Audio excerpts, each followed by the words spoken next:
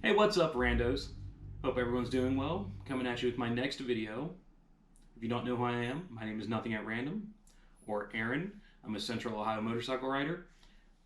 And today, we're doing something a little bit different with my video. We're starting with a talking head clip, and that's because we're going to be talking about a pair of boots I got. And leading up to that, I just want to say that when I started riding, I realized very quickly what was and wasn't working with me, specifically in this video, footwear. My first pair of riding boots when I got my Rebel was a $20 pair of generic motorcycle boots from Amazon. They didn't last a week. The second pair I got were from a local motorcycle dealership, claiming they were Milwaukee leather. And I don't know how well it's going to show up on the video because I don't have great lighting in my house, but the leather, it's not real leather, it's cracked, it's peeled. The soles on the bottom of these boots are practically already worn and gone completely through. So I don't wear them for anything other than mowing. These things sucked. I paid more money than they should have been paid for. And not long after I realized those boots were awful, I bought myself a pair of Harley-Davidson Faded Glories. But we'll get more into why I don't like these in the video. And then my fourth pair of boots, and the ones I'm currently wearing, are the Indy Ridge Comanches. And I'm head over heels in love with these boots. I think they are absolutely fantastic, and I'm definitely going to be getting another pair of Indy Ridge boots here soon. So I bought these at the beginning of February of this year, or I ordered them then, and I got them partway through February, and I wanted that specifically so I could wear these on my ride down to Forgotten Angels. But I'll talk about these boots more when we're on the bike, so let's cut to that so you guys can see the more entertaining stuff. Alright, so this video has probably already started with a little talk in my house about these Indy Ridge. And I'm not being paid to say anything about these boots. I'm not being asked to say anything about these boots. I bought these boots with my own money back, I believe at like the beginning of February. And I said that I was gonna do a review on them after I really got to wear them for a while and put them through the test of at least 1,000 miles. You know, I figured that 1,000-mile mark would be a good time to talk about the boots after wearing them for that long. Well, now I've got probably closer to 2,500 miles in them. Not exactly, but close. And man, what can I say about them other than I absolutely love them. So what do I love about them? One, even though I've got about 2,000 miles in them, or 2,500 miles in them, the leather is still pretty stiff and pretty firm. But not so much that like it hurts to wear them, but firm in a good way of that if something were to happen, I feel like they're going to keep my feet really safe, protected, and guarded from road rash and any other debris that might be in the road and anything else that could happen to them. Second thing is, I think the grip on them, when I put my feet down at a stop sign, or in general whenever I put my feet down, I think the grip on the tread on the bottom of the sole is absolutely impressive. I've worn them on roads that had that were wet and slick with water, roads that had just had snow on them, you know, 5 minutes before I was on them. So there might have been some ice in there, and I felt like I had a tremendous amount of traction and grip every single time when I put my feet down, and I still feel like that. Whereas the boots I showed earlier, my Harley Faded Glories, whenever I'd put my feet down with those things on, even on dry asphalt like we're on right now, I wouldn't feel a satisfactory amount of traction. I would feel like I could still slide my feet around despite the fact that I was putting weight on them, and you know, I'm on asphalt, which should be really grippy into any type of rubber. So that was one of my biggest issues with the Faded Glories, but I've not had that issue at all. Like I said, with wet roads, like I got caught in the rain with these things once. It wasn't a tremendous heavy downpour, but it was enough that there was water building up on the road and small puddles here and there. And I had all the grip that I could ask for.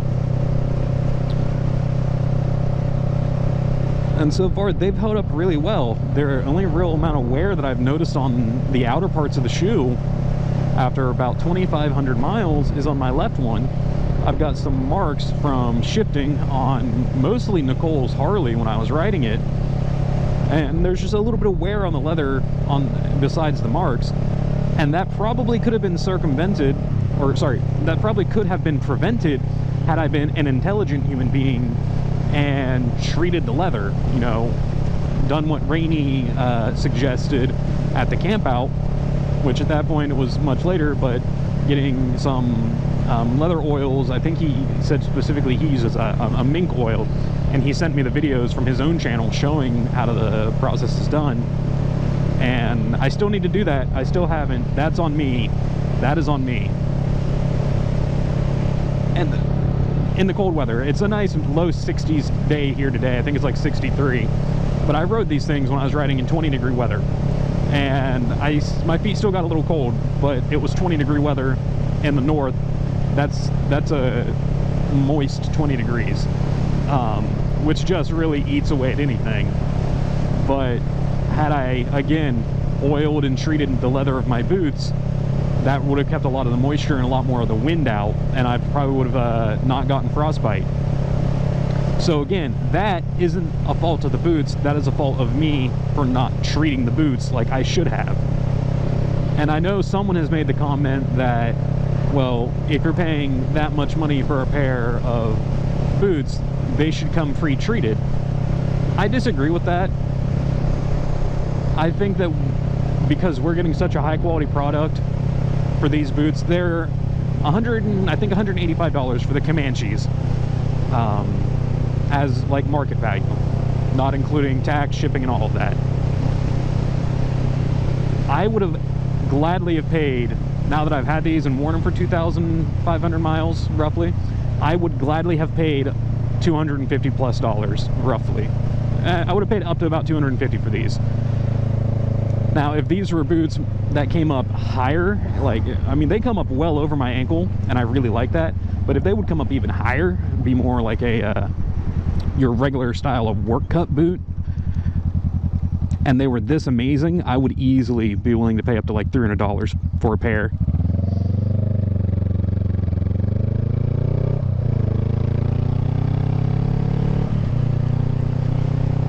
So on a scale of 1 to 10, how would I put these things out of the box? Directly out of the box, I would put them at a 7. And that's because I thought that they were really tight right out of the box, which again, from what I understand, had I treated them with oils and stuff, it would have made a huge difference when I broke them in. But after they broke in, I think I'm gonna say probably around 400 miles, at least for me, is when they really started to break in and feel really comfortable. Now I would easily put them at a 9.5 out of 10.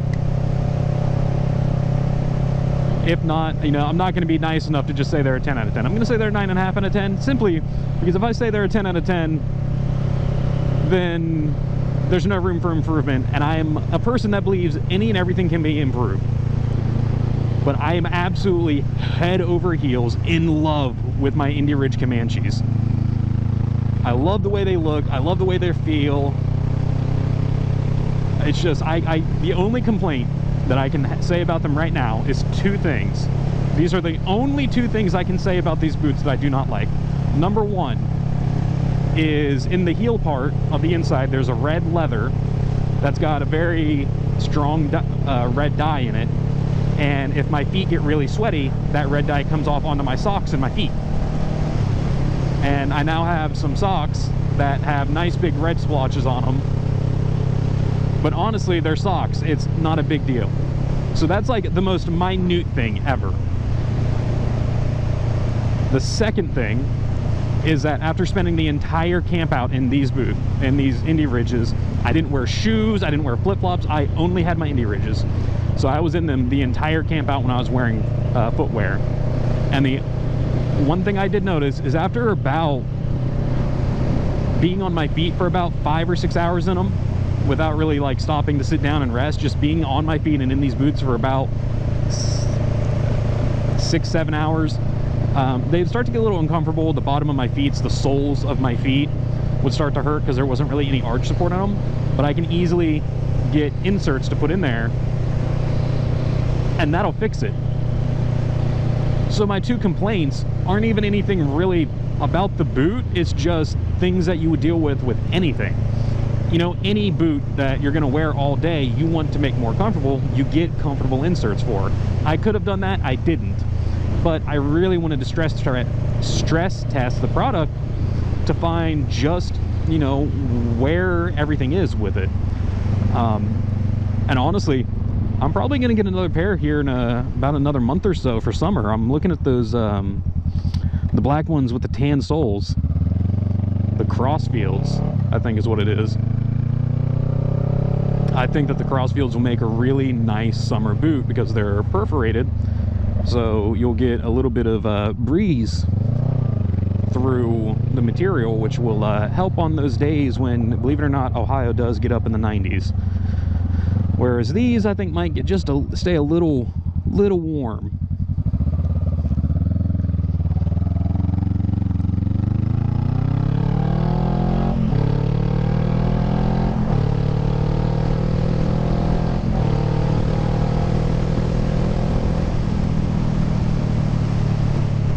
You know, like Shade Tree always says, and a lot of other people say, and I even am starting to say it and agree with it, taking a slow bike fast is far more fun than taking a fast bike slow.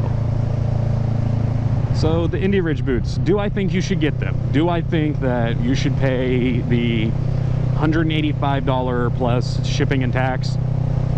Yeah, I honestly think you should. I think it is 100% worth the money.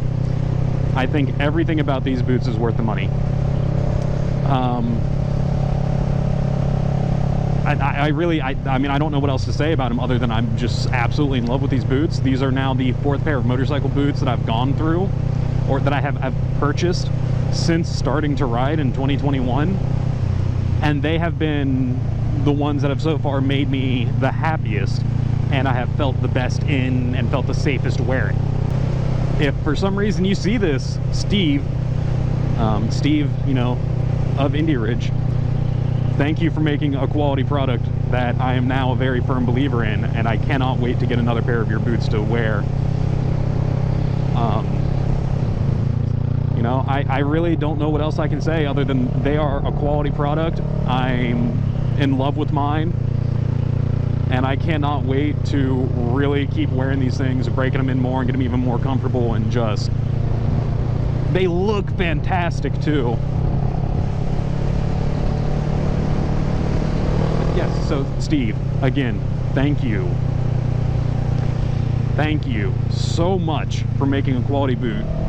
I've been having a hell of a time finding a pair of boots that I really like, and I do really like these. Now, probably next I'm going to do is get a pair of your gloves, the Indy Ridge gloves, because Rainey has told me how amazing they are, and I haven't tried a pair yet. I believe in these boots. I'm glad I spent the money on them. I will be spending more money on another pair, because why just have one nice pair of boots when I can have several? Alright, randos. It's a different day. I fell behind in editing and stuff, but since recording all of those clips and all the recordings before now, I have reached out to Indy Ridge and asked if I could become part of their become a member of their testing program for their products, and I was accepted into it. And I'm super ecstatic and excited for this. I've already asked for a couple pairs of gloves that I'm going to try, and I'm going to reach out once I receive the gloves, reach out and see if I can get another pair of boots sent to me.